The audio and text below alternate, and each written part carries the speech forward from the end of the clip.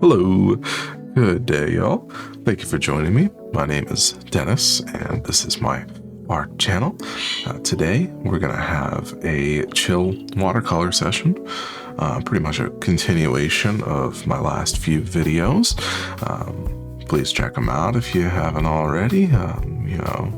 Got some good colors mixed with, a bit of aqua, a bit of water. Here we're going in straight with the 1-inch oval brush, getting a wash all throughout the page, starting with blue. I believe this was the cerulean, and crossing it with a bit of yellow ochre. It's really one of my favorite kind of color combinations on this palette. Just the lighter kind of blue and a lighter yellow and more neutral kind of yellow. It feels like a very natural kind of color combo. Reminds me of the sea or beach. Really kind of easy kind of color combo. Following it up, throwing it in with some umber and trying to switch up kind of what I'm going with. But once again, with a neutral kind of natural color, trying to bring in that feeling of organic life, Mother Nature, and the things that grow around us by themselves without the human influence. Something like that is what I'm going for with those colors. Following it up with a following up with a narrower brush, something a little bit finer, going right in with the cadmium yellow, and on video it comes off pretty much just as saturated as it is in real life. It bounces off of the page like a neon jacket running on the side of the road, something like that. It's a very bright color, definitely the highest brightness and probably highest saturation that I have on the page in the moment. But nice thing about having so much paint and so much water on the paper is that now that I'm going in with some different colors as I brush through, and I can start to mix this wet on wet paint. I think throughout this whole painting process, I think my process here was like 30 minutes or an hour. Obviously cutting down for the speed edit, YouTube viewing experience. I don't think y'all are signing up for the full uncut here. This is, something I hope a little bit of a more entertaining pace, if you will. Something that will keep the eye engaged throughout the entire process.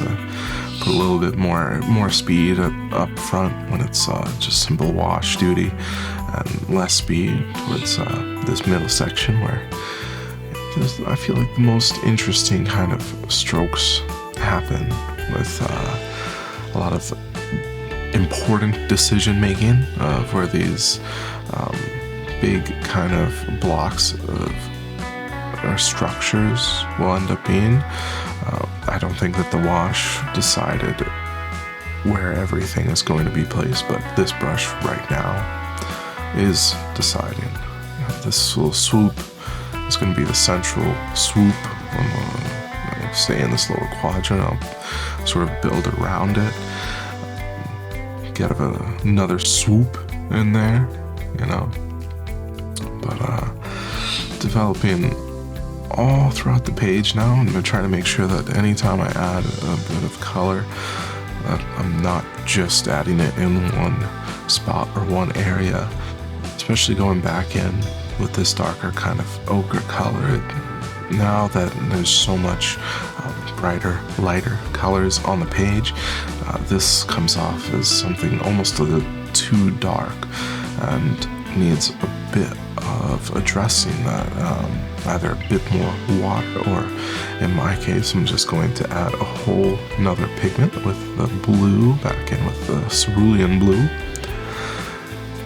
Now it has its own issue though, as the dark ochre and the umber and the cerulean have become like a bluish cool area up in the foreground, but it's not so blue anywhere else, so I followed up with ultramarine in the top half of the page and try to press it into the paper.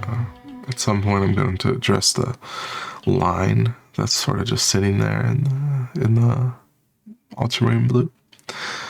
But as time goes, start to mix a few more colors, add a bit more water.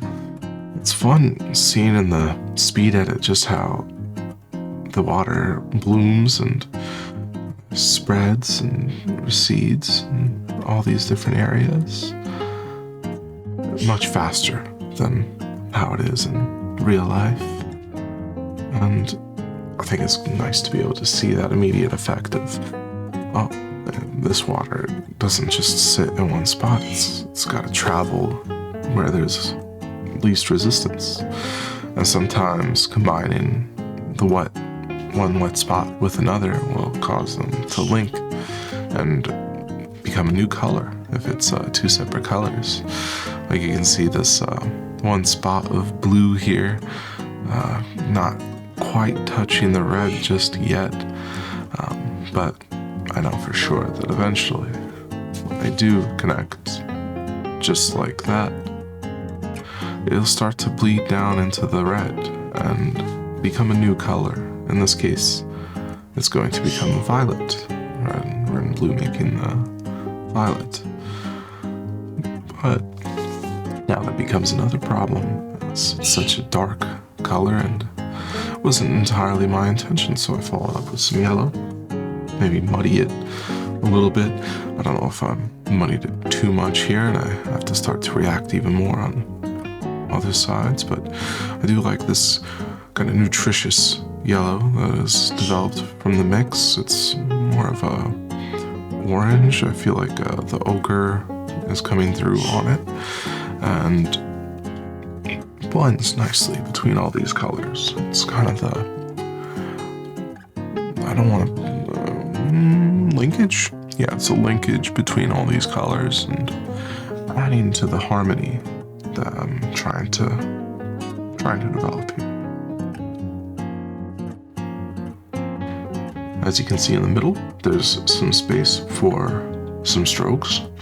I feel like I put most emphasis now into the edges and the corners of the painting, trying to make sure that everything is sort of receding. I think of it similar to like, in photography, you call it like a vignette, where the focus is either, well, the focus is neutral and then the surrounding edges of the photo are either burned in as like a darker black or burned out like a white, like it gets overexposed. I feel like for my painting here, I'm trying to give it a bit of like a darker vignette on the outside so that the center becomes more of a focus where it's like you can look deeper into it where there's darkness surrounding it and sort of like a little layer deeper than what you see around it. Like you gotta look into the page to see what's going on there. That little orb, little dot that's going on where there's no paint, just a bit of backwash, the original yellow blue wash that I made. Yeah, I think this painting is developing quite nicely. Let me know what you think in the comments down below. I'm always interested to know your thoughts, how you feel about these colors or shapes, or maybe the medium itself. If you've got any experience of watercolor and doing this kind of wet on wet technique, please, I'd love to have a conversation in those comments. Yeah, as we continue here, I feel like the color palette has been established. I don't think there's going to be anything too crazy coming up here. It does feel a bit harmonious here, but there is this dark ultramarine circle happening on, not so much a circle, but it's like from the bottom right, it goes up to the yellow and then left across the page and then down back across, down into the, well, then starts to escape the page there. But I take this minute, and I'm leaving this minute in without anything happening, because this is a moment that I take in real life to think. I think I stopped painting for like 2 or 3 minutes, just engage with the painting, think about the painting, and see where it needs attention. So now might be a good question. Where do you think at this point? Where do you think I'm gonna go next? The answer for this one is, well, there is no answer. It doesn't really have, I don't know if answer is the right word for this. I just end up going with blue and just hitting the top section there, but blending it deep so it's not like a very saturated blue mark going across the top of the page. It's more so trying to deepen some of the color there and give it just a bit more of, like I was saying, like a vignette of giving it a dark outside so that the inner lightness can shine a little bit brighter. I feel just that little bit of extra color really solidified the composition that I have going on here. That said, it might be a little bit messy.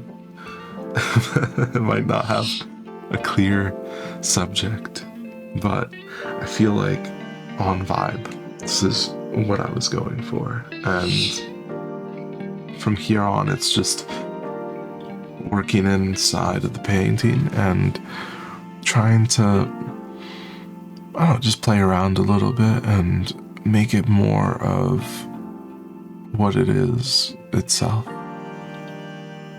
Try to accentuate the parts that I like and recede some of the parts that I don't like for example, that bottom area, darkening it a bit, and this left area, adding some complexity and mixing in a bit of the violet. Adding some yellow to the blue that was just a little too saturated, and mixing it down into a natural yellow-green kind of color. Trying to get it into like a cloud formation, maybe, with the kind of punchy brush stroke of squiggle. But now that I'm hitting that corner, I feel for sure that we're reaching those final kind of strokes. I'm not entirely convinced I'm not going to do a little bit more in the center here. I do remember those last few touch-ups were right in that kind of focal point that I've got. There's a couple focal areas I feel like, at least for me, I've got that kind of upper yellow and lower yellow. Yellows in general are kind of driving this painting for me, even though I do think the blues are kind of the dominating darker kind of color, but I enjoy the lighter kind of harmonies that are developing in this area that I'm painting right now.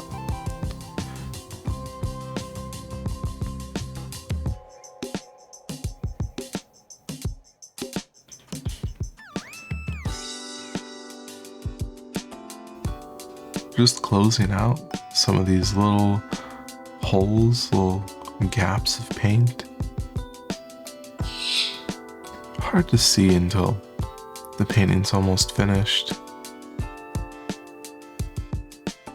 but it helps to give it more completed look.